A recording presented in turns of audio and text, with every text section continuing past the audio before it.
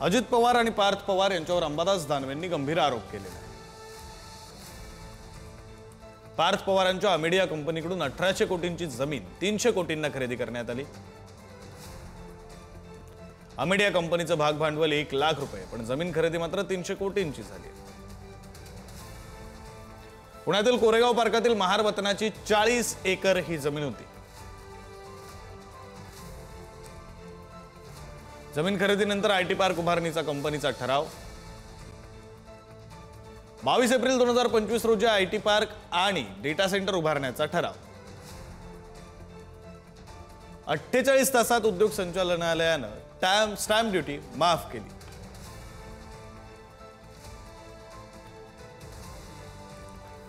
आणि या सगळ्या प्रकरणासंदर्भात बोलण्यासाठी आपल्यासोबत सामाजिक कार्यकर्ते विश्वंभर चौधरी सर जोडले गेलेले आहेत। सर, आधी तर स्वागत तुमचं पुढारी न्यूज मध्ये। सर, हे सगळं प्रकरण तुम्ही म्हणजे तुमच्यापर्यंत अर्थात पोहोचलं असेल, तुम्ही समजून घेतलं असेल, काय तुम्हाला दिसतं या सगळ्या प्रकरणामध्ये कोणाकोणाला दोषी ठरवायचा असा प्रश्न पडावा?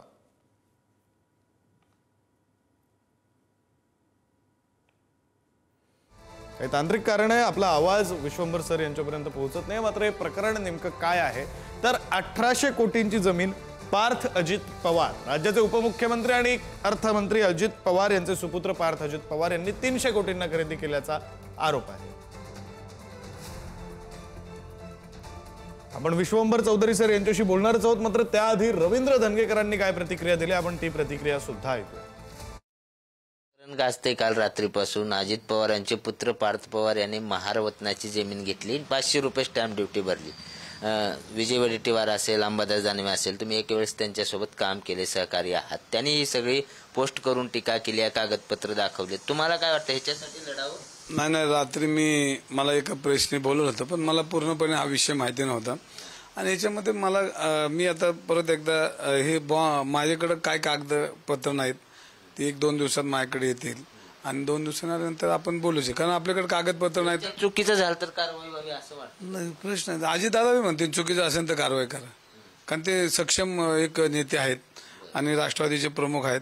जर त्यांना खाली चुकीचं वाटलं तर ते, मला असा विश्वास आहे की ते तडकाफडकी निर्णय घेणार, 1 मिनिटात म्हणतील देऊन टाका। चुकी झालं असेल देऊन टाका, शेवटी त्यांना प्रशासन चालवायचे उपमुख्यमंत्री आहेत आणि ते तडकाफडकी निर्णय घेणार आहेत, लपून नाही ठेवणार।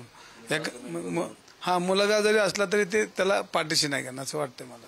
कोरेगाव पार्कचा आता मी पेपर बघतो, रात्रीच मला हा विषय कळलाय आणि पेपर माझ्या हातात पूर्णपणे आले। संबंधित लोकांशी मी बोलतो आणि 1-2 दिवसात त्याच्यावर मी बोलेन। व्हिडिओ जर्नलिस्ट संपत मोरेसह बालाजी पोद्दार, पुढारी न्यूज, पुणे। या सगळ्या प्रकरणासंदर्भात आपल्याला बोलायचं आहे, काही बाबी समजून घ्यायच्या आहेत आणि त्यासाठी म्हणून आपल्यासोबत सामाजिक कार्यकर्ते विश्वंभर चौधरी सर जोडले गेलेले आहेत। विश्वंभर सर, आधी तर स्वागत तुमचं पुढारी न्यूज मध्ये।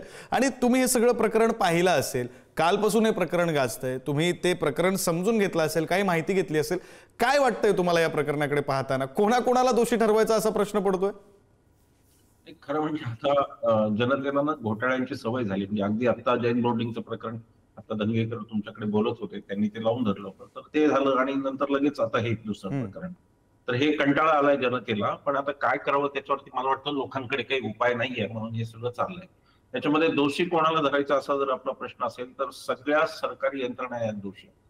मला आश्चर्य वाटलं, मी जिल्हाधिकाऱ्यांचं जेव्हा ऐकलं की मला हे माहिती नाही, आता जर हे म्हणजे मी व्यक्तिशः त्यांना दोष देत नाही किंवा त्यांना जबाबदारी धरत नाही, पण जी महसूल यंत्रणा आहे तिच्या ताब्यातल्या ह्या जमिनी आहेत। मुळात महार वतनाच्या जमिनी म्हणजे काय, त्याच्यामध्ये लोकांना संभ्रम आहे म्हणून 1 मिनिटासाठी तेही सांगितलं पाहिजे।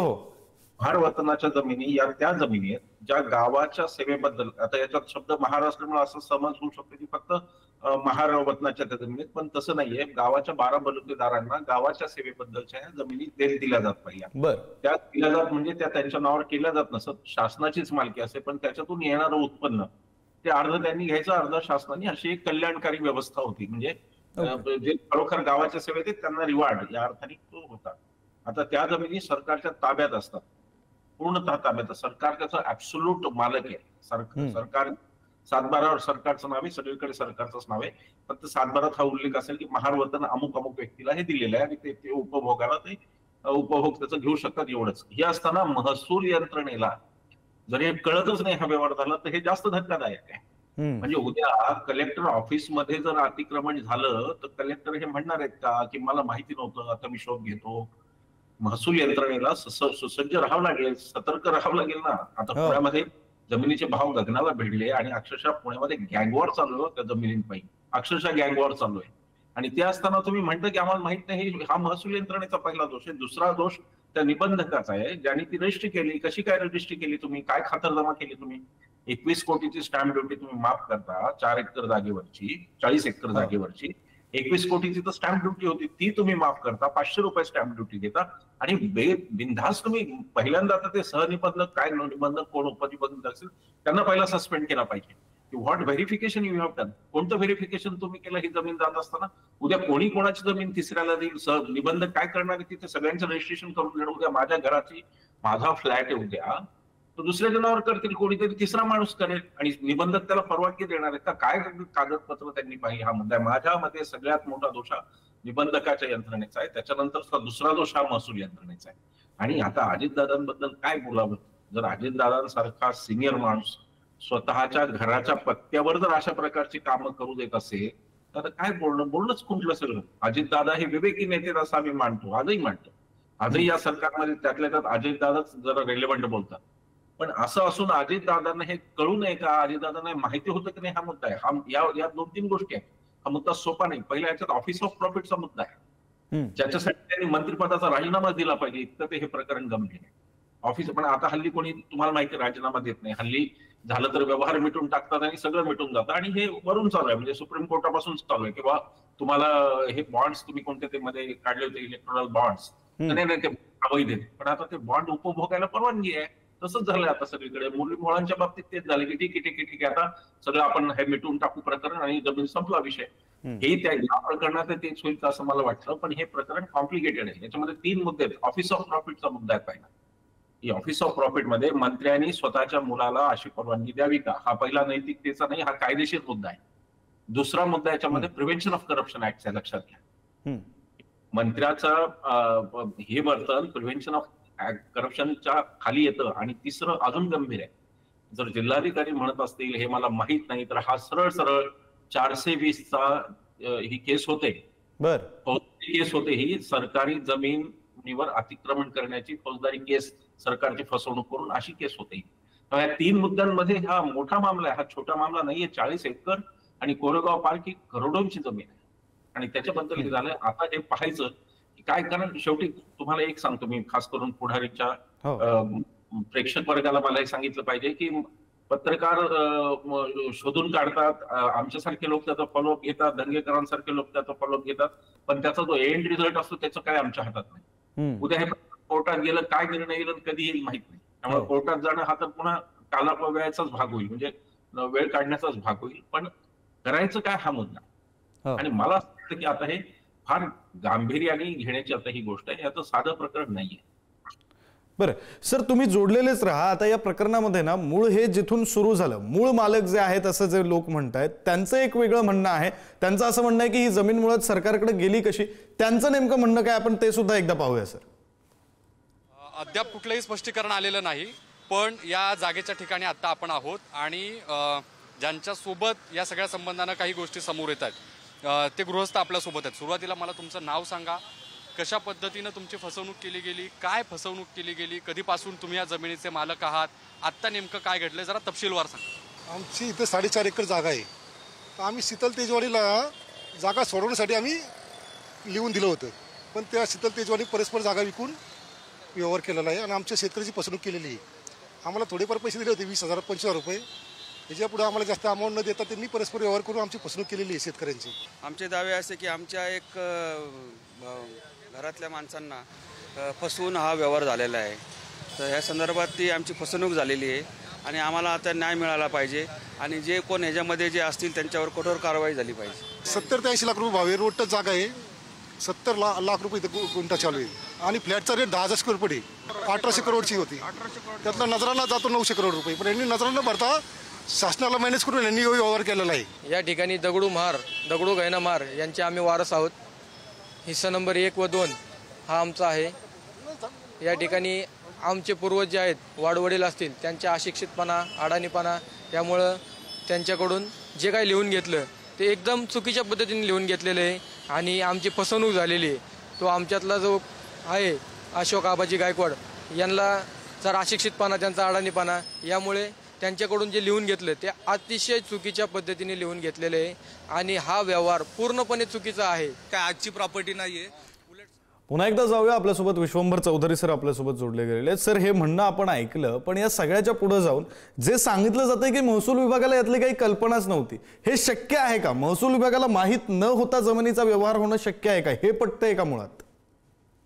फारच कमी आहे. म्हणजे अगदी महसूल विभाग इनोसंट आहे का ही शक्यता 99 मध्ये अगदी 1% पण ही शक्यता गृहीत धरता येत नाही. पण समजा आपण बेनिफिट ऑफ डाऊट त्यांना जरी द्यायचं ठरवलं तर मग त्यांच्यासाठी प्रश्न असा निर्माण होतो की तुमच्या जागा तुम्हाला सांभाळता येत नसतील, सरकारी जागा, तर काय करायचं लोकांनी? हा मुद्दा आहे ना. तुमच्या जागांवर तुमचं लक्ष नाही का? उद्या तुमच्या खुर्चीवर माणसं येऊन बसतील, उद्या कलेक्टरच्या खुर्चीवर माणूस येऊन बसेल कोणीतरी, म्हणजे नाही माझीच जागा आहे ही, माझंच हे आवारच, हे सगळंच, ही बिल्डिंगच माझी. काय करणार आहेत कलेक्टर? म्हणजे हा ढिसाळपणा आहे, हलगर्जीपणा आहे. जर तुम्हाला माहिती नसेल तर ते जास्त गंभीर आहे. माहिती असून तुमच्यातले काही अधिकारी सामील असतील तर ते त्यांना दोषी धरून आपल्याला निर्णय करता येईल. पण मुळात सगळ्याच यंत्रणेला माहित नाही, हे जास्त धोकादायक आहे. आणि म्हणजे कुठे चाललाय देश, कुठे चाललाय महाराष्ट्र, अशी ही परिस्थिती आहे की तुम्हालाच माहित नाही तुमच्या जमिनी कुठे आहेत. म्हणजे माझं काहीतरी गावाकडे शेत जमिनी आहे, मलाच माहित नाही ती कोण काय करते त्याच्यावर. इतका ढिसाळपणा जर व्यक्तिगत पातळीवर सुद्धा होऊ शकत नाही तर महसूलची प्रचंड यंत्रणा, कशासाठी आपण पगार करतोय यांचे, कशासाठी लोक तुम्हाला पैसे देत आहेत, लोकांची संपत्ती सांभाळण्यासाठी देत आहेत, आणि तुम्हाला ते माहित नसेल तर घरी जा कामावरून. महसूल मधले अधिकारी सस्पेंड केले पाहिजे शासनाने, निबंधकांना सस्पेंड केलं पाहिजे, काढा यांना नोकरीवरून, ते त्यांचं कर्तव्य करू शकत नसतील तर. माहित नाही हा काही एक्सक्यूज असू शकत नाही ना. ती तुमची जमीन आहे, तुम्हाला माहिती नाही. नाही, खरं माहित नाही हा एक्सक्यूज असूच शकत नाही सर. आता याच प्रकरणामध्ये पुढचा प्रश्न असा पडतोय की हे सगळं सुरू आहे राजकीय वरदहस्त किंवा राजकीय दबावाशिवाय ही अशी प्रकरणं घडतात का हो सर? ते उपमुख्यमंत्र्यांचे पुत्र आहेत, मात्र हे आपल्याला बोलावं लागेल की राजकीय दबाव असतोच. मी तुम्हाला 100% सांगतो, पुण्यामध्ये तर कदाचित हे काय गँगवॉरचाही भाग असू शकतो, मला माहित नाही. पुण्यामध्ये हल्ली गँगवॉर सगळेच वाढले, तर हे जमिनीचं वार असू शकतं किंवा त्यांचा निघाला मग तुमचा घोटाळा काढू. तर ते मला हे सांगितलं पाहिजे सगळ्यांना की सगळे शेवटी एकत्र असतात तर नफ्याची वाटणी सगळे एकत्र करतात. लोकांनी लक्ष ठेवावं.